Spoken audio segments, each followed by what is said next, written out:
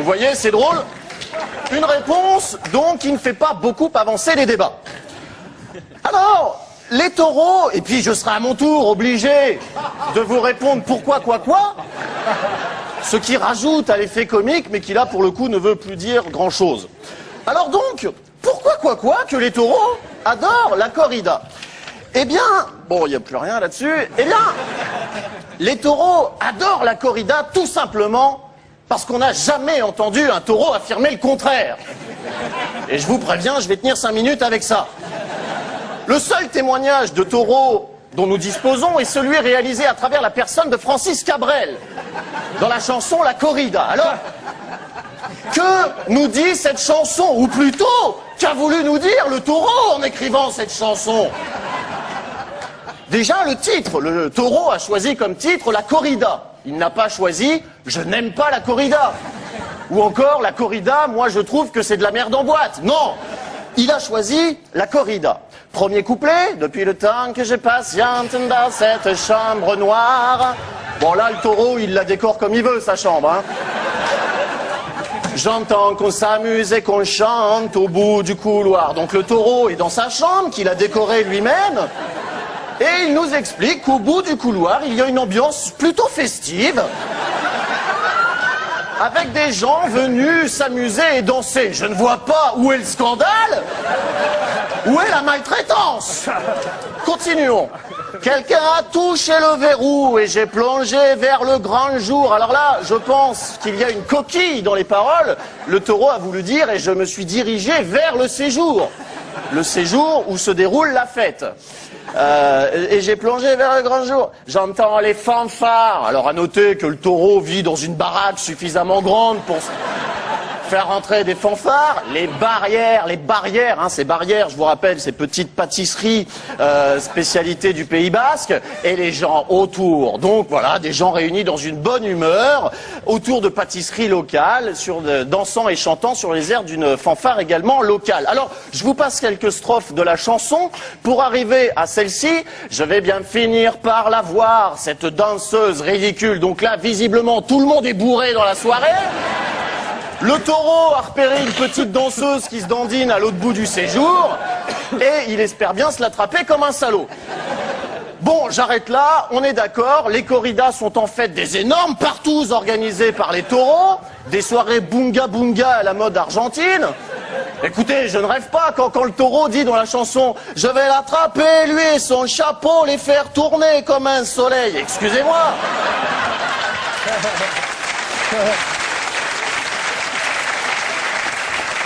Il n'y a aucun doute. Ce sont des orgies, et des orgies sadomaso, parce que les taureaux, ils débarquent avec des piercings comme ça dans les narines.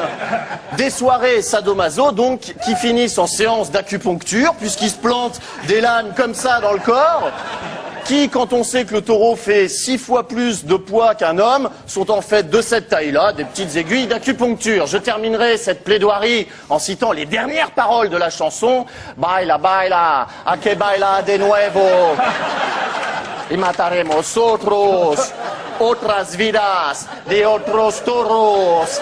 Et mataremos otros, ce qui signifie, nous, taureaux, déclarons adorer les corridas. Et c'est pourquoi, quoi, nous remercions Maître de sa mère de défendre notre cause. Merci.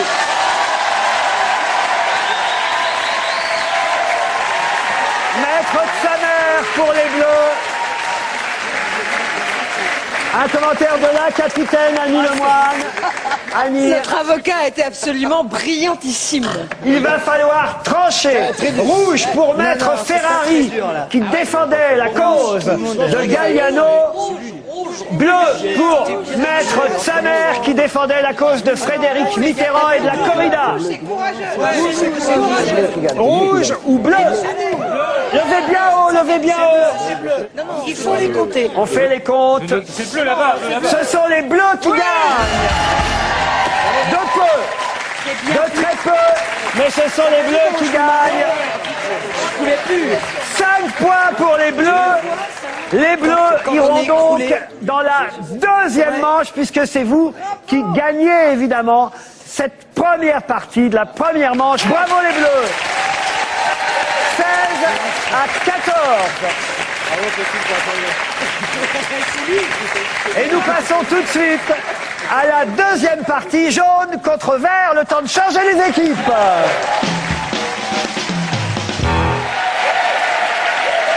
Avec, rappelons-le, un petit avantage pour l'équipe verte, puisque vous avez 2 points depuis le début de cette émission, il faut le dire. 2 points ramassés grâce à Claude Sarraute et Jérémy Michalak. Alors attention, lancement des dés. Je vais demander au capitaine des 2 équipes de venir lancer les dés. Claude Sarraute d'un côté et Isabelle Mergot de l'autre.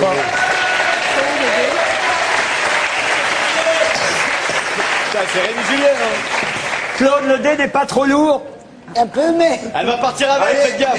Attention, go. Qui démarre? Attendez, je fais ma Angleterre. La reine d'Angleterre contre le prince Charles. C'est la reine d'Angleterre qui gagne. C'est donc l'équipe verte. Attention. C'est donc l'équipe verte. Bravo. Et puis, le capitaine qui a réussi à revenir avant le générique de fin, quand même. Ça va, toi. C'est donc l'équipe verte qui va choisir d'abord un de ces 8 portraits. Vous aurez deviné qu'évidemment une question se cache derrière chaque photo. Capitaine Claude Sarraute, c'est à vous de choisir une de ces 8 photos. Vous désignez... Non, mais attends, c'est pour... Je suis capitaine, moi. Oui, oui. Mais t'es malade. Oui, mais vous me l'avez déjà dit, ça, Claude. Et en plus, c'est vrai, je suis malade. Alors dites-moi, parce que je connais personne. Jacques Pélovici, le 8. Non mais dis au hasard entre 1 et 8 ce que tu veux. 8. Allez, 8. Le 8, mettons Capello. C'est le 8. Je suis pas sûr que c'est une bonne idée. Le 8, Capello. C'est le seul qu'on connaît, à mon avis, c'est pas une bonne idée d'avoir. C'est mort, à mon avis. Et mais il est mort. Il est mort, ouais. Claude, On va faire une minute de silence. On va Il commencer est par une mort. minute de silence. Il est mort. je ne savais pas. Claude, qu'est-ce que vous m'annoncez? Mais je te jure, il est mort. Comment il est mort? Mais je ne sais plus, on m'a dit qu'il était mort. C'est le gardien de l'ours. Non. Il a été mangé par son ouvrier. Mais non, pas du tout, c'est un philosophe ou je ne sais quoi. Le de Télé 7 jours. Pierre. C'était un monsieur qui était licencié. Capello. Quoi? Capello.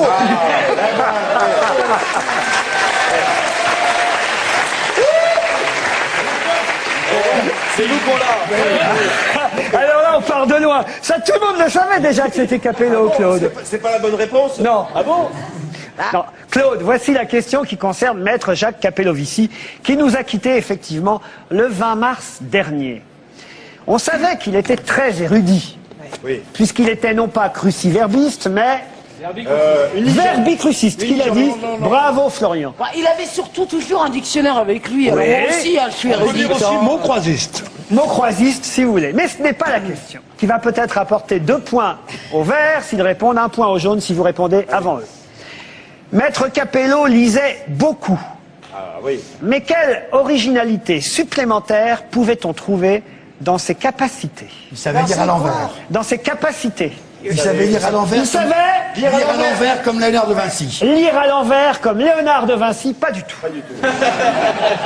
Il avait mis au point une méthode de lecture rapide. Non, C'était un mathématicien. Il savait lire et regarder la télé en même temps. non, Il savait, Il retenait absolument tout ce qu'il lisait. non, il savait à quelle page se trouvait tel mot. non. Des policiers. Il aimait lire des policiers. Vous voulez dire des CRS tatoués? Non, des films, appris le des braille. livres Il policiers. savait lire le braille. Bonne réponse de Pierre Bénichou.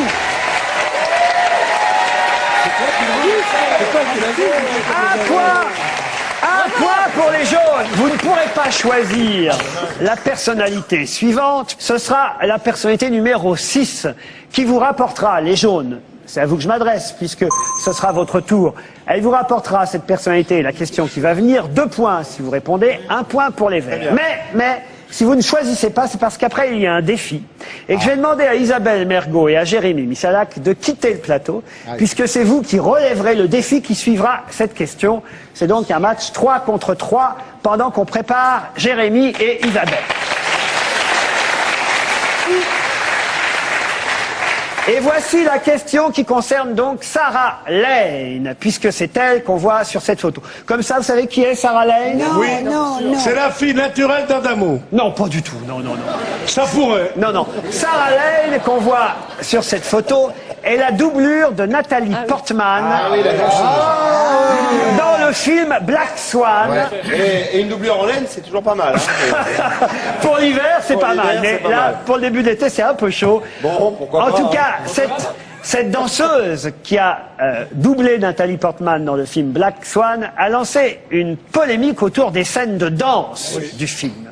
Vous connaissez la polémique, Titoff? Oui, bien sûr, je la connais, elle a doublé, et puis elle a été récompensée aux Oscars, elle a dit qu'elle a fait Nathalie Portman, elle a dit qu'elle avait fait un travail incroyable, qu'elle avait presque appris, elle a eu le niveau de danseuse étoile en travaillant, alors qu'elle a été, apparemment, d'après ses dires, doublée tout le long du film. Donc Doublé c'est la bonne dans réponse. 28 scènes. On prend un point. Le réalisateur a dit qu'il y avait 139 scènes de danse dans le film, Ah ouais. que Nathalie Portman en avait fait 111 et que Sarah Lane ne l'avait doublé que 28 fois. Sarah Lane, elle, dit qu'elle a fait ça beaucoup plus de fois dans le film. Mais pourquoi peut-on mettre en doute la parole du réalisateur de ce film? Parce que c'est la personne qui a dit, c'est le danseur, c'est un Français, c'est le mari de Nathalie Portman. C'est-à-dire? C'est un danseur étoile, j'ai oublié son nom, le mari de Nathalie Portman qui a dit que sa femme avait été extraordinaire, qu'elle avait dansé... Nathalie Portman, il s'appelle Millepied. Oui. Et c'est un danseur français. Oui, et Il a dansé avec elle. Oui, et Il était moi. Donc il Il était son professeur c'est ça. de danse. Alors il a dit, Je suis parti. Pierre? C'est son amant. Oui, mais alors, Eh bien, il est juste. Ah bah c'est du propre. il y a un petit détail que je voudrais. Il manque Ils attendent un enfant. Oui, mais un enfant. oui, mais dans ce conte de fées, c'est quoi quand même l'important sur ce film Black Swan? Bah, ils vont se marier dans la vraie vie. Millepied. Oui, mais il y a un petit détail Mais quand même. c'est que quand on la voyait, on voyait son rencontrés sur le ventre. film. Ils se sont rencontrés sur le film. Bonne réponse de Titoff. Eh oui. Ah ben oui. Évidemment. Ah ben, c'est quand même important. Ils n'étaient pas mari et femme avant le film. Elle a eu une histoire d'amour. Elle est tombée amoureuse du chorégraphe pendant le tournage C'est du souvent film. que ça arrive, ça. Qui l'a vu, Black Swan? Je Perry? détestais ce film. Pourquoi J'en ai fait des cauchemars. Vous l'avez pas vu? Non, expliquez. Toute la nuit, j'ai fait des cauchemars. J'avais l'impression que j'avais des morceaux. Je suis obligé de vous interrompre parce que le public est en train...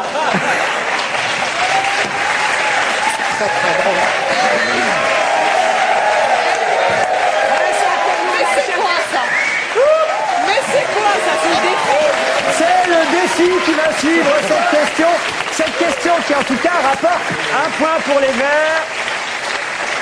Et effectivement, pendant que j'étais en train d'essayer de compter les points, 3-1 pour les Verts pour l'instant. Isabelle Mergo et Jérémy Michalak sont revenus pour le défi suivant. Je suis désolé, Joujou. Mais il fallait désigner dans chaque équipe. Excusez-moi, on vient de m'apporter un détail que j'ai oublié de mettre sous mon costume. Je sais pas ce qu'il faut que j'en fasse, mais... Je vais tout vous expliquer. Le défi suivant est de réaliser une fameuse scène du Porté, extraite du film Dirty Dancing. Film d'ailleurs qui a inspiré une autre scène d'un gros succès récent avec Romain Duris et Vanessa Paradis, L'Arnaqueur, puisqu'il s'agit du même Porté. Et Patrick Swayze et Jennifer Grey l'ont réalisé en numéro 1, bien sûr. Ensuite, Vanessa Paradis et Romain Duris dans la comédie française qui a cartonné l'année dernière. Et on va demander à Isabelle Mergo pour l'équipe jaune. Et Laurent, vu la tenue, je pense savoir qui va C'est-à-dire que chez les Verts, la seule femme à qui on pouvait le proposer, c'était Claude Sarraud. Vous comprenez bien qu'il fallait quand même, là, par décence, choisir après Claude le plus féminin des quatre.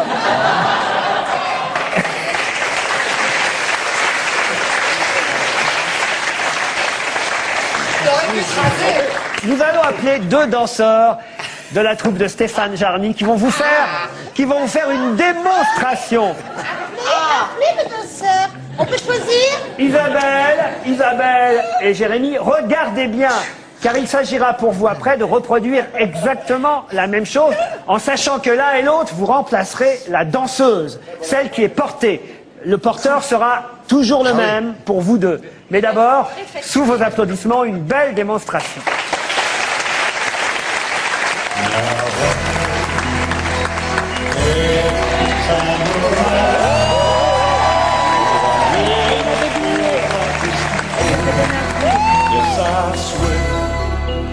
disappear.